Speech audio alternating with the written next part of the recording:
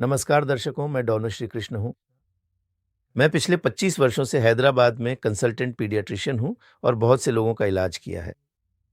जब बच्चों को बुखार आता है, तो एक मुख्य और खतरनाक समस्या होती है जिसे आपने ज़रूर देखा होगा। कुछ बच्चों को जब भी बुखार आता है, तो उन्हें फिट्स यानी मिर्गी जैसा दौरा पड़ता है, जिसे हम बेहोशी जैसा भी कहते हैं। जब भी बच्चों को अचानक और अनपेक्षित रूप से ऐसा दौरा पड़ता है, तो बहुत से माता-पिता डर जाते हैं। उन्हें लगता है कि बच्चे को कोई जानलेवा खतरा हो सकता है। वे तुरंत डॉक्टर के पास भागते हैं।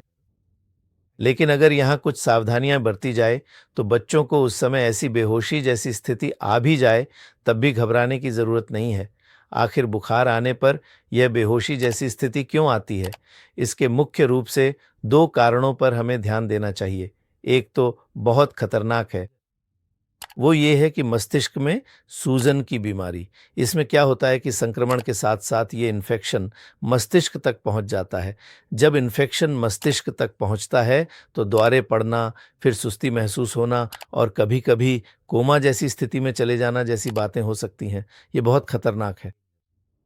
इसे मेनिंजाइटिस या मेनिंगोएन्सेफेलाइटिस कहते हैं। जब ये हो जाते हैं, तो बच्चों को बुखार के साथ-साथ दौरे पड़ने के अलावा सुस्ती भी महसूस होती है। वे चिड़चिड़े भी हो जाते हैं और ऐसे लक्षण दिखाते हैं। इसीलिए जब भी इस तरह की किसी समस्या का संदेह हो, तो तुरंत बच्चों को अस्पताल में भर्ती करवाकर उचित इलाज देना बहुत ही ज़रूरी है। इसीलिए कभी भी बच्चों को बुखार के साथ दौरे पड़ें, तो तुरंत डॉक्टर की सलाह लेना ही सही है। दूसरी प्रकार जो आम तौर पर देखने को मिलती है, वह ये है कि खासकर 6 महीने से लेकर 6 साल की उम्र तक के बच्चों में जब भी बुखार आता है, यानी शरीर का तापमान जैसे ही बढ़ता है, अचानक दौरे पड़ने लगते हैं। इन दौरों का मतलब है कि बच्चे को बेहोशी आ जाती है और दोनों हाथ-पैर झटके मारने लगते हैं। इसके बाद मुंह टेढ़ा हो जाना, मुंह से झाग जैसा आना इसका कारण होता है। आंखें ऊपर की ओर घूमना, ये सब 1 मिनट या उससे भी कम समय के लिए होता है और फिर अपने आप कम भी हो जाता है। द्वारा कम होने के बाद भी जब बच्चे को पुकारते हैं, तो वे 2 से 5 मिनट तक बिल्कुल भी प्रतिक्रिया नहीं देते, कुछ बोलते नहीं हैं। इसे ही फेब्राइल कन्वल्शन या फेब्राइल फिट्स कहा जाता है। इसका मतलब ये है कि खासकर मैंने जो उम्र बताई, यानी 6 महीने से लेकर 6 साल तक की उम्र के बच्चों में जब भी बुखार आता है, तो ऐसे फिट्स आने की संभावना रहती है। कैसे पहचानें? मैंने पहले भी बताया था, मेनिंजाइटिस यानी मस्तिष्क की सूजन एक बीमारी है। ये फेब्राइल फिट्स और कन्वल्शन दोनों एक जैसे होते हैं। दोनों में बुखार होता है, फिट्स आते हैं, लेकिन इस खतरनाक बीमारी मेनिंजाइटिस यानी मस्तिष्क की सूजन में बुखार के साथ-साथ फिट्स भी आते हैं और बच्चा बहुत सुस्त रहता है, एक तरह की ट्रांस जैसी स्थिति में रहता है और नशे जैसा महसूस करता है। असली पहचान नहीं पाना, आँखों से रोशनी न देख पाना, आँखें बंद हो जाना, ऐसी चीज़ें हम अक्सर आम तौर पर देखते हैं।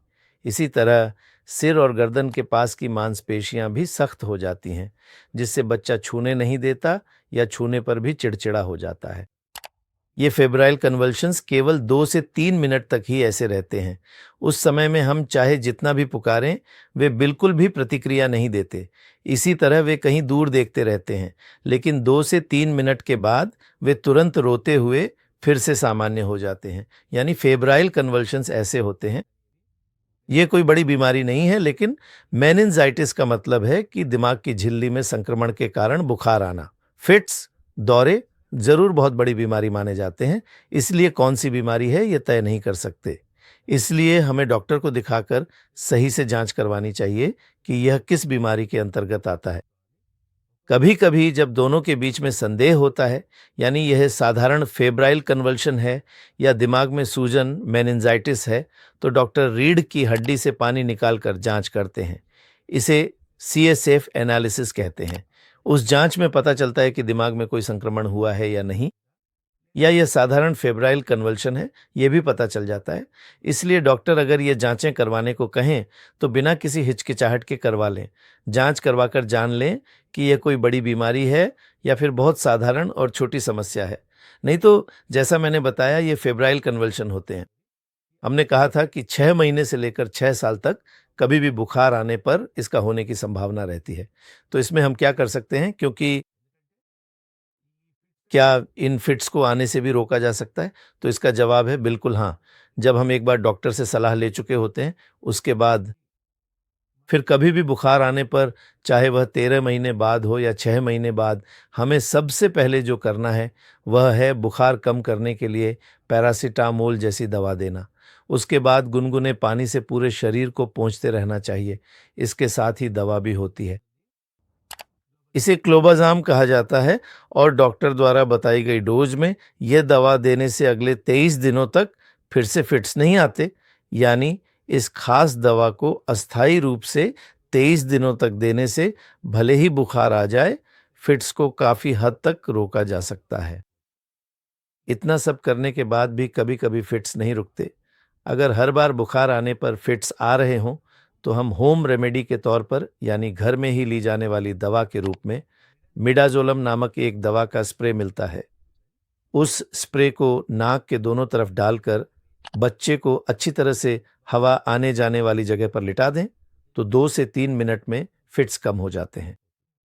इसीलिए इन फेब्राइल कन्वल्शंस को कई बार हम घर पर ही संभाल सकते हैं। पहले से ही पैरासिटामोल देकर फिर शरीर को पोंछते हुए रखना, ये एक तरीका है। और अगर डॉक्टरों द्वारा बताई गई गोलियां लेनी हो, तो उन्हें भी लेना चाहिए। उस समय भी अगर फिर भी दौरे आ जाएं, तुरंत नाक में स्प्रे करने वाली दवा होती है, जिसे फिट्स के लिए मिडाज़ोलम कहते हैं।